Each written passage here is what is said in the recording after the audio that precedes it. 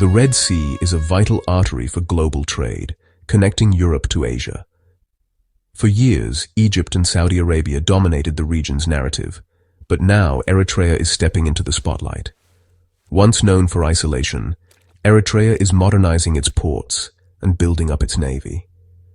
Its coastline sits at the Bab el-Mandeb Strait, a choke point for ships traveling between the Indian Ocean and the Suez Canal. In a region rocked by attacks and rivalries, Eritrea's location gives it new leverage. After decades on the sidelines, Eritrea's leadership is turning geography into real power. The country's long struggle for independence forged a disciplined military and a fierce sense of self-reliance. Now, Eritrea is investing in maritime capabilities and forging new international partnerships. The world is finally paying attention. Eritrea is becoming a maritime power in the making. The question is, what does Eritrea want? Is it simply defending its sovereignty, or is it aiming for greater influence? Either way, the days of ignoring Eritrea are over. Its rise will have consequences for trade, security, and politics across the region. The world is just beginning to notice. Eritrea's next moves could reshape the Red Sea's future. The Red Sea is a superhighway for global commerce. Nearly 10% of world trade passes through every year. Disruptions here ripple across the global economy, making control of its shores a powerful asset.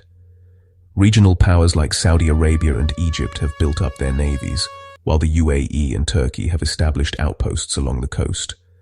The Red Sea connects Africa and the Middle East, making it a focal point for geopolitical rivalry.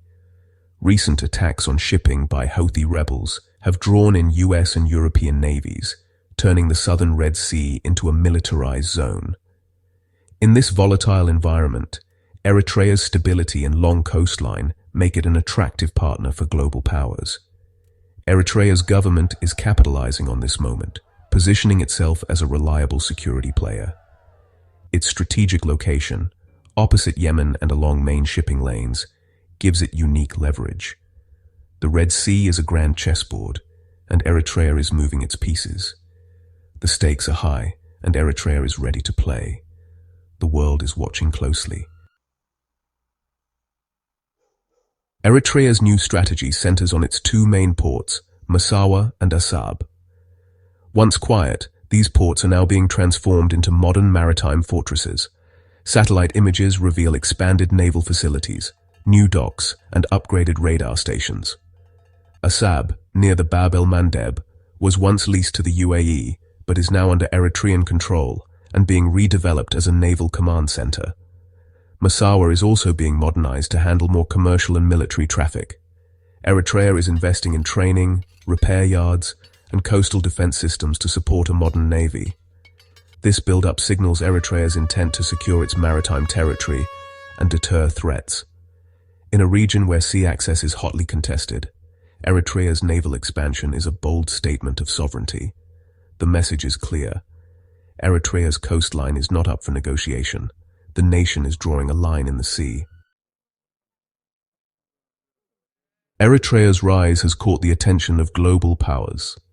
Russia has courted Eritrea for years, with recent warship visits and talks of a logistics facility on the Red Sea coast. The UAE, after using Assab for its Yemen campaign, maintains economic ties and a keen interest in the region's stability. Turkey is expanding its influence in the Horn of Africa and is watching Eritrea closely. China, with its military base in Djibouti, is monitoring Eritrea's moves as it seeks to secure belt and road trade routes. Eritrea is now a potential linchpin in regional security, able to choose its partners and balance competing interests. This is a delicate diplomatic dance. Aligning too closely with one power could alienate others. If managed well, Eritrea could leverage this attention to accelerate its own development. The once isolated nation is now at the center of a crowded geopolitical stage. Eritrea's choices will shape the Red Sea's future. The world's eyes are on Asmara. Eritrea's military strategy is rooted in its history of self-reliance and discipline. Forged in a long war for independence, its armed forces are among Africa's most resilient. Traditionally focused on land threats, Eritrea is now applying its doctrine to the sea. The goal isn't to rival global navies, but to build a lean, effective force that can protect its coastline and economic interests. The pivot to maritime power is driven by new threats: piracy, smuggling, and especially tensions with Ethiopia over sea access. Ethiopia's demands for a port have fueled Eritrea's naval buildup, a clear signal that its coastline is non-negotiable. A disciplined military, strategic location, and modernized ports make Eritrea a formidable regional force. This capability enhances its security and value as a partner for global powers. The disciplined fist that once secured Eritrea's borders is now reaching for maritime control. Eritrea is determined to shape its own destiny at sea.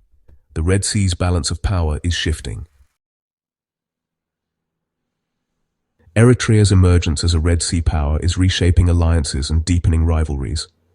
The flashpoint is Ethiopia, landlocked and desperate for a port. It sees Eritrea's naval expansion as a threat. Accusations and proxy conflicts have raised tensions to dangerous levels. Other regional players like Sudan and Djibouti are caught in the middle, navigating their own alliances and rivalries. Global powers are also drawn in. A potential Russian base in Eritrea would challenge US influence and trigger new competition. The Red Sea could become a new front in great power rivalry, with Eritrea at the center. Eritrea is no longer a passive observer. It's actively shaping its